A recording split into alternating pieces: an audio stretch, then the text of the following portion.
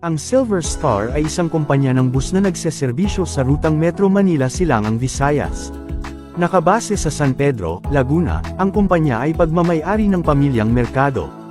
Ang pinagmula ng Silver Star ay maaaring masubaybayan pabalik sa taong 1968 nang itatag ng mag-asawang Artemio at Josefina Mercado ang 4 na unit na Jam Transit, Incorporated, na may otorisadong ruta sa pagitan ng kanilang bayan sa Biñan sa Laguna at Plaza Lotan sa Maynila. Simula noon, 4 na unit ang naging daan-daan habang nagtatag sila ng mas maraming ruta at nag-organisa ng mas maraming kumpanya, Jamliner, Laguna Transportation Company, Amatrans, at ilan pa. Ang unang pagbagsak ng negosyo ng pamilyang Mercado ay noong 1997, noong panahon ng krisis sa pananalapi sa Asya. Sa isang mahirap na sitwasyon, napilitan silang ibenta ang marami sa kanilang mga ari-arian, lalo na ang brand na jam na may mga inisyal ng pamilya. Ang mga mahahalagang ruta sa Batangas, Quezon, at rehiyon ng Bicol, sa pamamagitan ng Amatrans, ay naibenta sa Penta Realty noong 2000, at ang mga Mercado ay naiwan kasama ang ilang maliliit na kumpanya tulad ng Pasita Liner, Quezon Liner, at LTCI.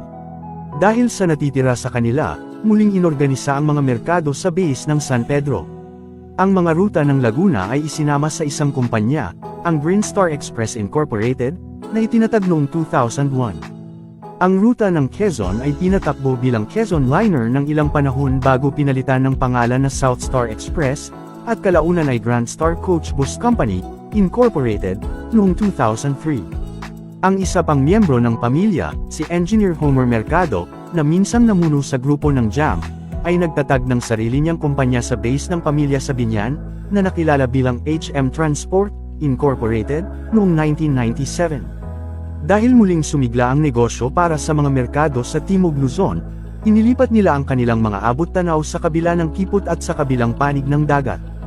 Ito ang humantong sa pagkakatatag ng Silver Star Shuttle and Tours, Incorporated, na pagmamay-ari ni Martelino Jose Mercado, noong mga bandang 2004. Sa unang 2 taon nito, gamit ang kombinasyon ng mga unit ng Hino RF at Nissan Diesel mula sa lumang Jam Trans fleet, at mga bagong-bagong unit ng KLQ6119 na binili mula sa Higer dealership sa harapan ng HM, pinatakbo ng Silver Star ang rutang Cubao-Tacloban at Cubao-Liloan. Noong 2007, sa panahon ng inisyatiba ni Pangulong Gloria Arroyo na i-connecta ang bansa sa pamamagitan ng mga ruta at highway ng roll-on roll-off, RoRo, ferry, maraming ruta ng RoRo bus ang inilapat ng Silver Star, sinamantala ang exemption ng mga ruta ng RoRo mula sa moratorium, ang pagbabawal sa pagbibigay ng mga bagong prangkisa. Lumawak ang mga autorisadong ruta ng Silver Star sa Rawis, Catarman, Borongan, Ormoc, at Tagbilaran, kung saan mas marami pang bagong-bagong unit ng Higer at Nissan Diesel ang ipinadala ng kumpanya. Noong 2009, muling lumawak ang kumpanya, sa pagkakataong ito ay sa Maasin sa Southern Leyte.